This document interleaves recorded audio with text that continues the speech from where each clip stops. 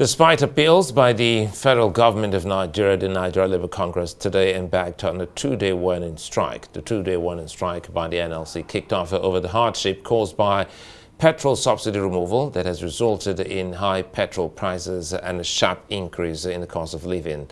According to the union, the government has not done enough to cushion the effect of its policies on the working class and average Nigerians.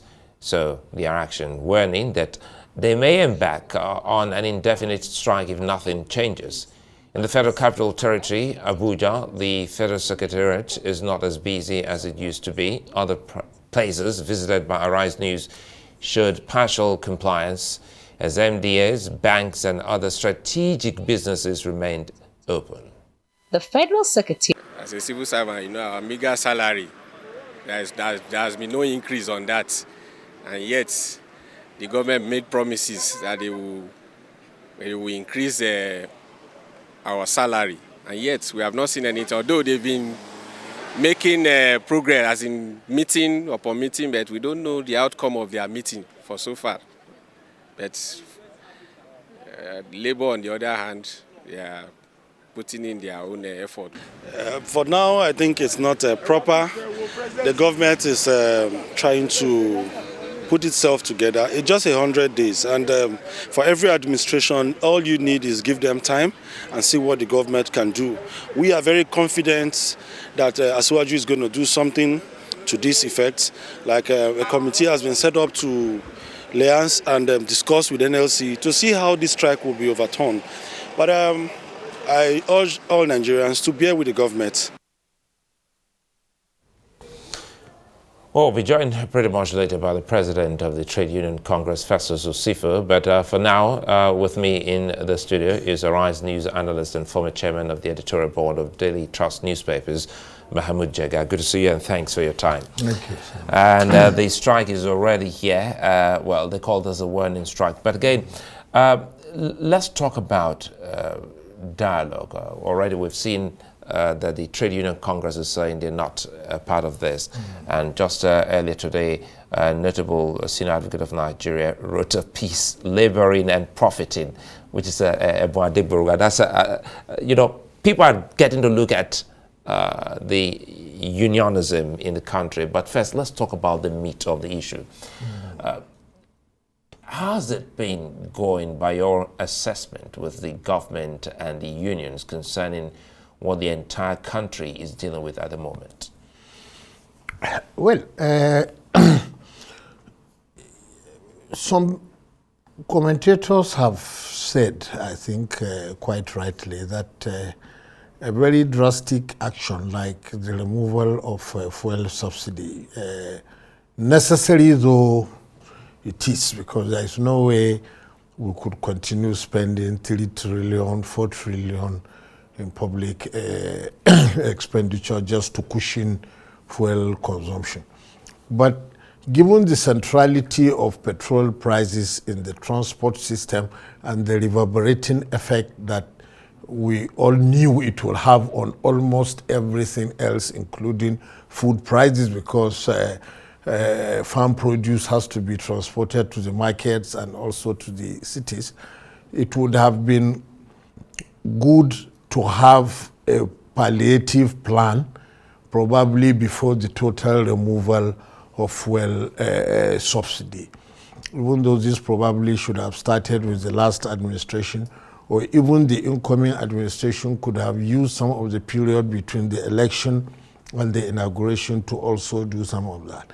Possibly we would have had the palliative measures in place by now. Of course, we had the 5 billion dispersed to the states, but it doesn't look like there is a very comprehensive plan for that. So there is a lot of distress, the high prices of food and other things. Whether going on strike at this period is the right thing to do is another issue, because, these strikes, if you are one of the poorest people in the country, the strikes will actually aggravate your problem before things get better. Because there are millions of people who have to look for what to eat on a daily basis. So if you close markets or you stop vehicles from moving and things like that, they might as well starve because they really have to go out every day and make a living. Well, this is supposed to be, as you said, a 2-day warning strike. We hope it does not get to the level of an indefinite general strike that NLC is threatening. In fact, it's not in the interest of the NLC to call that indefinite strike because there will not be enough compliance. For the practical reason that many people have to go out, millions of people have to go out every day to find what to eat. So if you say there should be an indefinite strike, honestly, there wouldn't be a lot of compliance. You spoke about palliative plans, which you said should have been in place. But again, just as we noticed during the COVID period, and many people hoard and put away these palliatives. Let me throw in this breaking story so that we can narrow it down to palliative, where the DSS has arrested officials from a state emergency agency for selling palliatives meant for vulnerable citizens. The DSS went into the open market, found some of these palliative materials and arrested them. And to the shock of many Nigerians, Nasarawa State Emergency Management Agency staff officials were among those that were arrested selling this. So it comes back to your analysis that for NLC going on strike, it just might put the everyday Nigerian in a worse, situation that they were trying to avert. And again, how do you also explain that agencies meant to cushion the effect of what we're actually discussing now are also selling palliatives meant for the very low in our society? I'm not surprised at all that these people were caught. You see, it has always been like that. The civil service in Nigeria can hardly be trusted to deliver. Look, in the year 2000, at the beginning of the Obasanjo administration, the administration instituted some kind of poverty alleviation policy. I think every state was told to have a list of 5,000 people who will be given 5,000 naira each and things like that.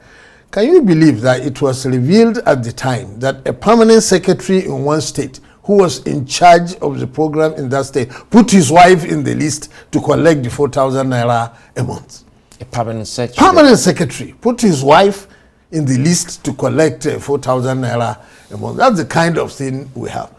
The COVID that you mentioned, the COVID was not just for us, but for the whole world. It came suddenly, so there was very little planning by anybody. So the confusion that time is even more understandable. But removal of fuel subsidy was planned. There is the PIB bill which said it should go, and really we ought to have been better prepared. Although, from what we know of the nature of our civil service, probably whatever plan you do, some corruption will seep in and there will be a problem. But, it requires the best minds. I'm not in a position to say what is the best way to do the palliative measures.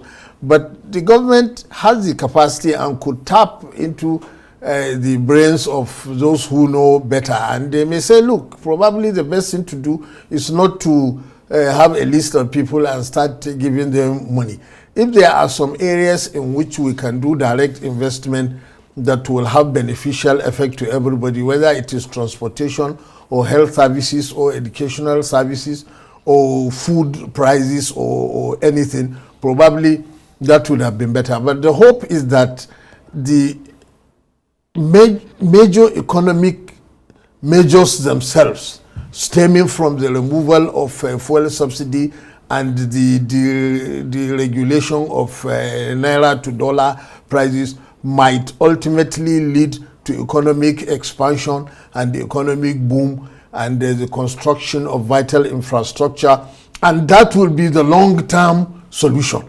But of course, for somebody who does not have food to eat and is struggling now, you can't talk to him about long-term solutions. That is the necessity of the palliative measures, because we have to be alive. You know, I don't have food to eat today. You cannot tell me to wait until next year before the economic measures improve the economy. So it is necessary. Now we hope, given what is happening now, the negotiations between government and labor and also the government's plan will be accelerated so that we will have a concrete and very effective palliative program in place, hopefully within the next week or two, as the government actually was saying yesterday, that within 2 weeks these plans will be in place. Well, labor went ahead with the strike, or at least one aspect of labor, but still, if we can have something in place in 2 weeks, it will help. One aspect of labor. That's another aspect that we also will be discussing later on when the TUC president comes in. But again, one aspect of labor now, it comes back again to understanding the issues. You said it's something that every Nigerian should understand. First, yes, it's a pain we're all going through. But how much of an understanding is labor getting, to the extent that the Trade Union Congress is saying that, look, we should continue with dialogue. We're not going to be a part of this warning strike. Does it tell a story of a division or misunderstanding? Well, you know, the NLC is the proper labor union because it represents the lower ranks of the workers. The TUC represents the senior elements of the labor force. So it is understandable if the TUC is less aggressive, less combative, and probably more willing, more patient, more willing to give the government a chance. But the NLC, which represents the lower levels of the workforce, is understandably less patient and more restive. Even though NLC should really not do things that could compound the problem. For example, it is indicative that electricity workers have joined in the strike. Now, to shut down electricity supply in the country for 2 weeks could now set the economy back by billions, if not trillions, of naira. So it would have been more advisable, I think, to say, look, some sectors are too strategic to what we are doing, like the electricity sector, like water. Please don't shut down those ones, like hospitals. But of course, but we thought with the privatization of those of the power sector, perhaps is more like a private business concern. For instance, you have your unit that should run and power your business.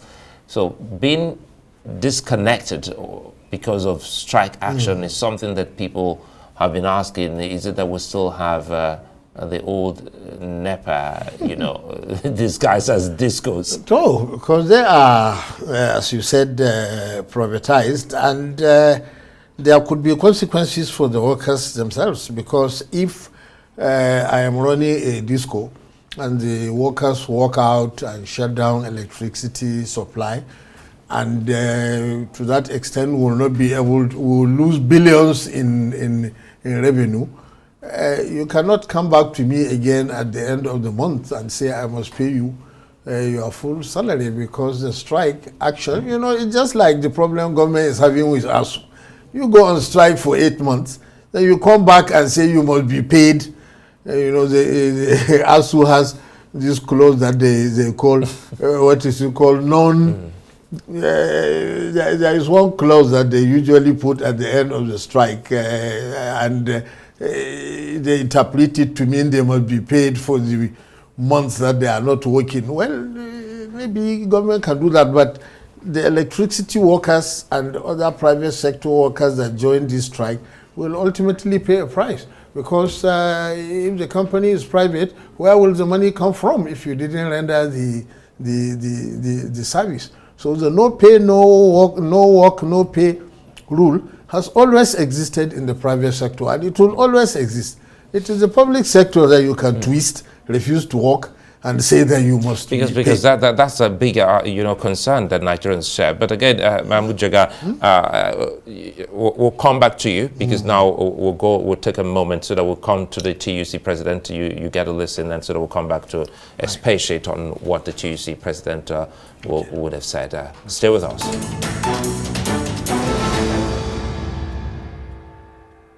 It's a home stretch here on Arise Prime Time. Mahmud Jega is still very much with me. Good to know that you're here. And you had Comrade Osifo. I asked the question about the team that the NLC and the TUC have been meeting. It turns out that they're meeting both teams, the same team. And he's also been able to tell us that the conversation has been good so far. So what do you glean from this? Because if TUC understands that there is some, level of progress in its demands, agitations, and conversations with the government, why is it such a difficult understanding from its sister, from the NLC? Well, there are different constituencies. As we said earlier, the NLC represents the lower rank of the workers who will feel the pinch more. They are more restive, probably more aggressive, and probably much less patient than you would expect from the senior staff association members that are in the TUC. But the president said something very interesting. What we were discussing with you earlier about a division in the labor movement, he actually presented it as a carrot and stick strategy, that while the NLC is striking, the TUC is negotiating. So together, the two strategies will add up to pressure on the government. Well, if that is the strategy, then it sounds like a brilliant one. But as you said, in the end, they are sitting with the same government delegation and negotiating. So they cannot continue coming out with different perspectives. Yeah. This one understands and this one does not understand. Even though, of course, the TUC president made some very important points, which I think we also said at the beginning of this program, that you see the medium and the long-term economic objectives are very important, because that is how to solve these problems once and for all. If the economy expands and booms and millions more people get good and better jobs, then that will be the solution we are all looking for. But of course, NLC is also right that there has to be effective palliative measures for now, because we have to be alive first before we can enjoy any economic boom in the medium or long term. So to that extent, palliative measures are necessary. Even in the developed countries, when the whole world ran into the COVID problem, they also had to have palliative measures, of course, because those countries, they have a better, more efficient delivery capacity than we have. In the US, in Canada, you can just phone a certain government office and say, I don't have food, and within 30 minutes, a basket will be dropped in front of your house. And also you can, here the problem that we have with palliative measures is that even people who don't necessarily need them will go for them if it is free. We have that problem. I saw it in some states during the Ramadan fast, when the state government was organizing to give just ordinary pap and akara pieces.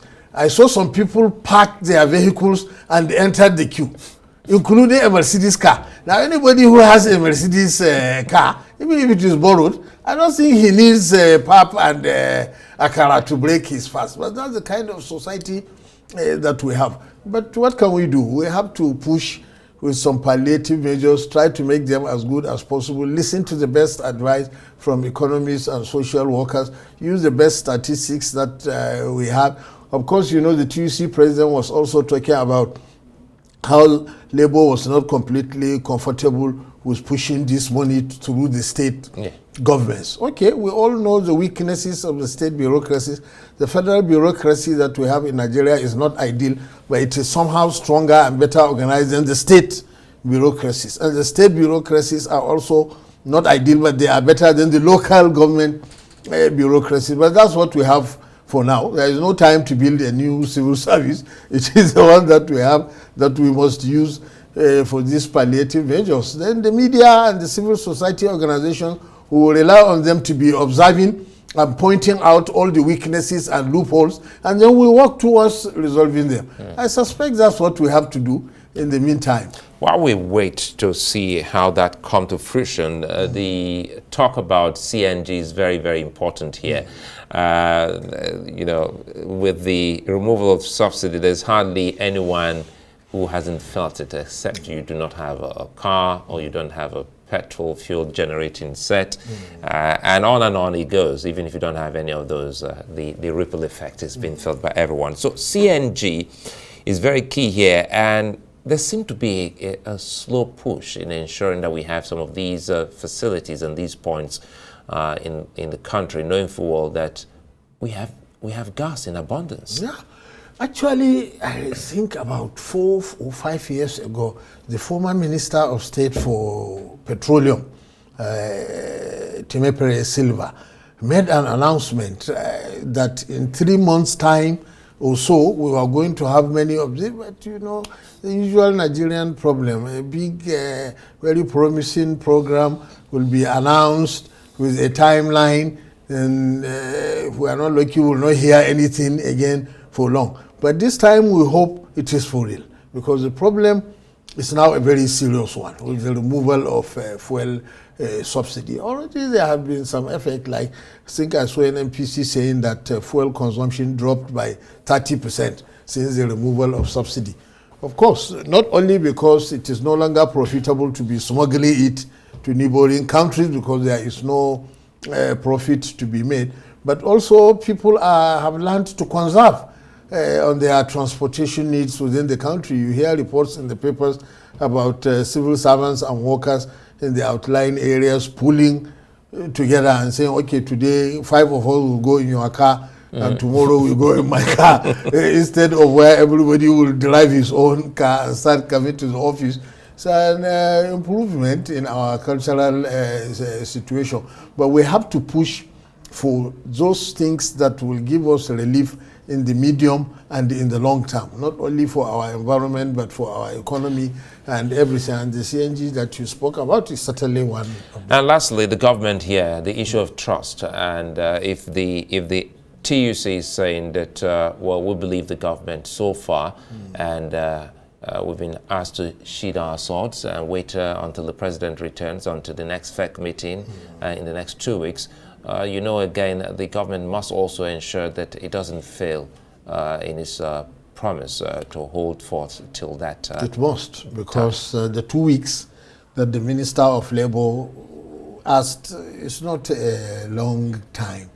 You know, to some Labour leaders, like in the NLC, it may not sound like a very good thing to say, let's wait because the president went to India, because really you can still have the Federal Executive Council meeting, if necessary, without the president, and the president is within telephone reach, even if he's in China, not just in India. But anyway, if the TUC decides to be patient and the president comes back and there is a FEC meeting, you know, that is only the first step, because the government might agree to some of the demands.